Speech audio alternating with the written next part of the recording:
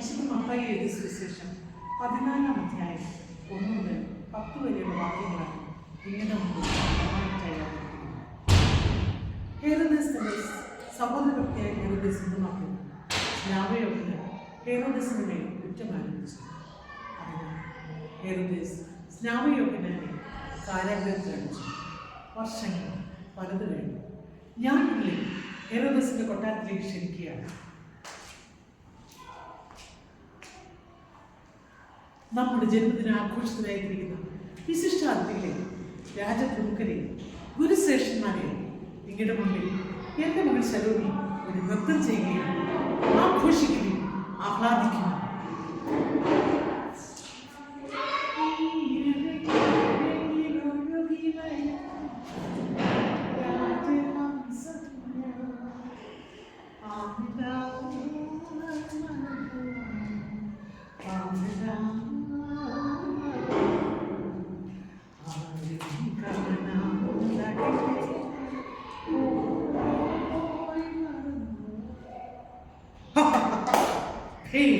അതിമനോഹരമായ ശലോമി, ഞാൻ നിനക്ക് എന്ത് സമ്മാനമാണ് തരുന്നത്? സ്വർണമോ രത്നമോ എന്ത് വേണമെങ്കിലും ചോദിച്ചോളൂ. ഞാൻ എനിക്ക് ചോദിക്കൂ.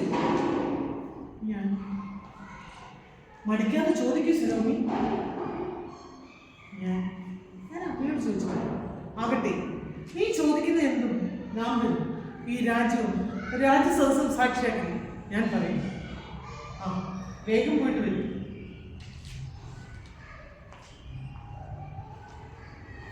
അമ്മേ എന്റെ നൃത്തം ഇഷ്ടപ്പെട്ട മഹാരാജൻ എന്ത് സമ്മാനം വേണമെങ്കിൽ തരാമെന്ന് പറഞ്ഞു. എന്താമ്മ ഞാൻ ചോദിക്കേണ്ടത്? മഹാരാജൻ അങ്ങനെ പറഞ്ഞു. അതിന് സ്വർണമോ രത്നമോ എന്ത് വേണമെങ്കിലും തരും. എന്താമ്മ ഞാൻ ചോദിക്കേണ്ടത്? എങ്കിൽ ഞാൻ പറയുന്നത് പോലെ നീ ചോദിക്കണം. എന്താ അമ്മേ വേഗം പറയൂ. എന്ത് ചെല്ലാനാണ് അവിടുന്ന് പറഞ്ഞു വിട്ടത്? കാരാഗ്രഹത്തിൽ കിടക്കുന്ന സ്നാപയോഗ്യനാന്റെ ശിരസ് ഒരു വെള്ളിത്തളികയിൽ വേണമെന്ന് നീ പോയി പറയൂ.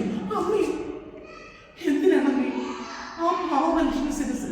ശലോമി, നീ ഞാൻ പറഞ്ഞനുസരിച്ചാൽ മതി. മറു ചോദ്യം എന്നോട് വേണ്ട. പോയി ചോദിക്കൂ.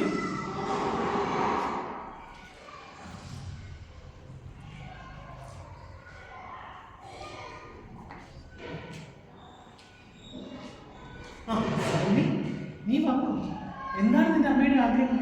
രാജ്യമായിരിക്കും അല്ലേ? എനിക്ക് ചോദിക്കേ.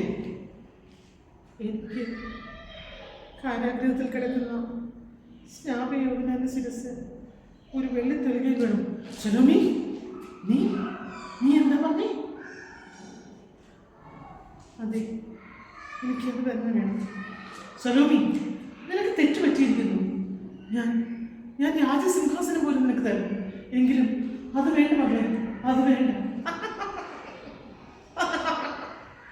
രാജസദസ്സിൽ അമ്മ പറഞ്ഞതൊക്കെ വെറും വാക്കാണ്. മഹാരാജാവ് ഹെരോദാസിന്റെ വാക്കുകൾക്ക് ഒരു വിലയില്ലെന്ന് രാജ്യം കൽപ്പിക്കട്ടെ. ഹെരോദ്യ, ഇത് നിന്റെ സുഖമായിരുന്നല്ലേ? ആ മഹാനായ മനുഷ്യൻ എന്നോട് പല ആവർത്തി തെറ്റുകൾ ചൂണ്ടിക്കാണിച്ചിട്ടുണ്ട്. എന്നിട്ട് ഞാൻ അത് അനുസരിച്ചില്ല. അതിന്റെ ഫലമാണ് ഞാനിത് അനുഭവിക്കുന്നത്. ആരവിടെ? കാരാഗ്രഹത്തിൽ കിടക്കുന്ന സ്നാപയോഗ്യനാന്റെ ശിരസ് ഒരു വെള്ളിത്തളികയിൽ കൊണ്ടുവന്ന് ഇവർക്ക് കൊടുത്തു.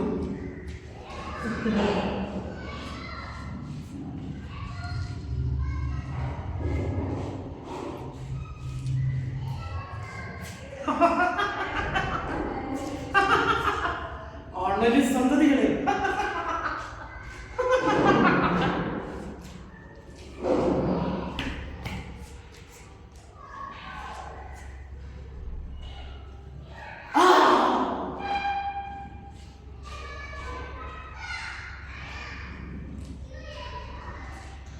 മഹാരാജൻ ശലോമി, ഇതാ നിന്റെ സമ്മാനം. കൊണ്ടുപോകും എന്റെ മുമ്പിൽ നിന്ന്.